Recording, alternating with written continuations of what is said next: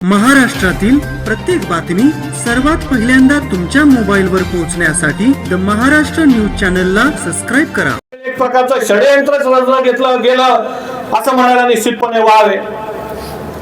तुम्हाला जर त्या क्षेत्रातले तज्ञ लोक सांगत असतील तरी देखील तुम्ही ऐकत नसाल, तरी देखील तुमचा मुजोरपणा कायम असेल, तर येणाऱ्या काळामध्ये तुम्हाला एक जनता धडा शिकवल्याशिवाय राहणार नाही, एवढंच या निमित्ताने सांगतो.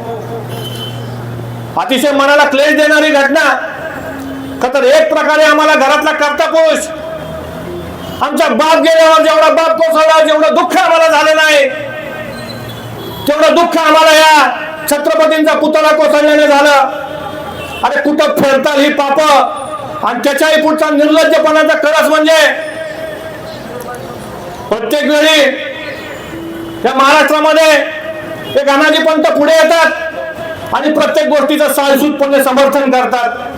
त्या साळसूटपणाला देखील काहीतरी अर्थ असला पाहिजे.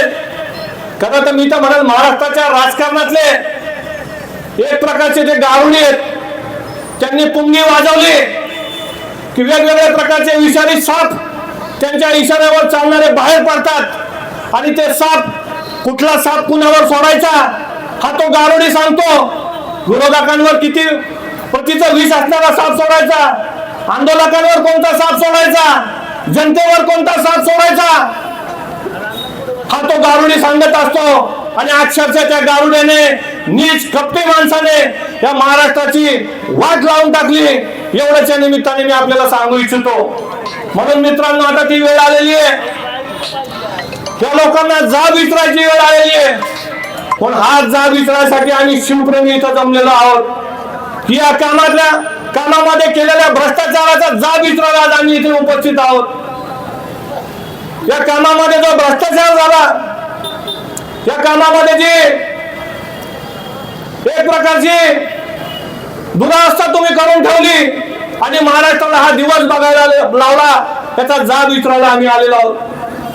या महाराष्ट्राच्या मातीवर शिवछत्रपतींचे संस्कार झाले, आणि या संस्कारांच्या मुशीमध्ये आणि महाराष्ट्राच्या मातीमध्येच हा पुतळा कोसळायचा दुर्दैव तुम्हाला आम्हाला याची डोळा बघायला लागावं, यासारखं दुर्दैव या महाराष्ट्राचं नाही मित्रांनो.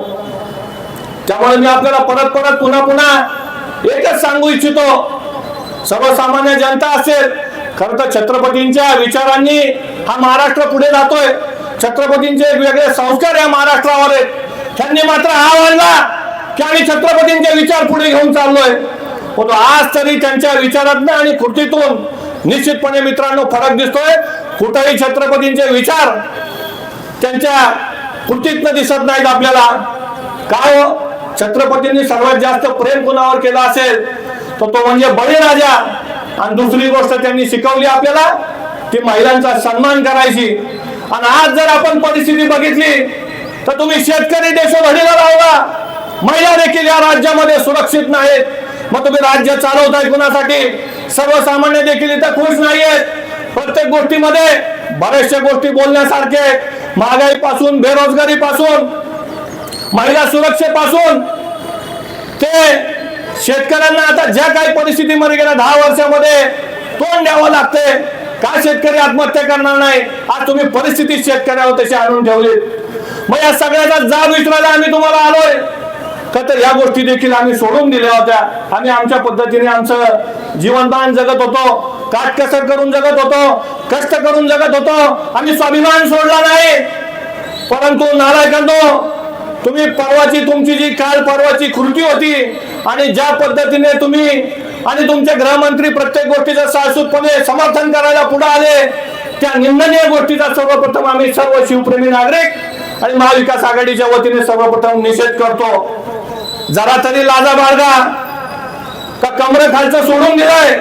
शिवशाहिरांनी एक पोवाडा केलाय, तो पोवाडा मी लिखित केलाय, तो परवा दिवशी मी सोशलवर टाकला.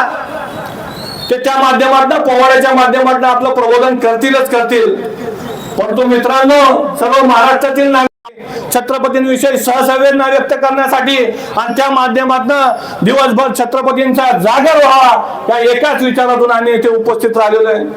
उपस्थित महाविकास आघाडीतील सर्वच नेते इथे उपस्थित आहेत. मी सर्वांची नावं घेत नाही आणि तो कार्यक्रम असा आहे की आपण संवेदना व्यक्त करण्यासाठी आलोय, तर निश्चितपणे ज्या पद्धतीने महाविकास आघाडीतील सर्व सहकारी असतील, शिवप्रेमी संघटना असतील, सासवड मधील सगळे नागरिक असतील, मी बघतोय अतिशय शांत चित्ताने आपण सगळ्या बाजूनी माझं मनोगत ऐकताय, मला आनंद वाटलाय.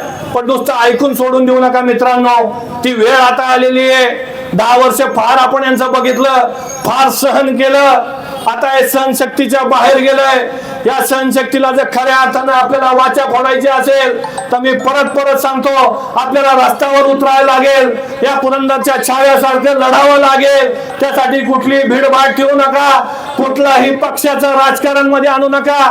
पक्षाची पादत्राणं बाहेर काढून निश्चितपणे या लढ्यामध्ये सामील व्हा, तर आणि तरच परत एकदा पुनश्च एकदा समृद्ध महाराष्ट्राची पुनरुभारणी होऊ शकते.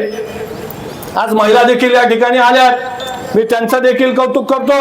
अरे आज काय परिस्थिती, महिलांवरचे देखील अत्याचार इतक्या मोठ्या प्रमाणात वाढलेत आणि शिवछत्रपतींचं नाव घेता लाजा वाटल्या पाहिजे.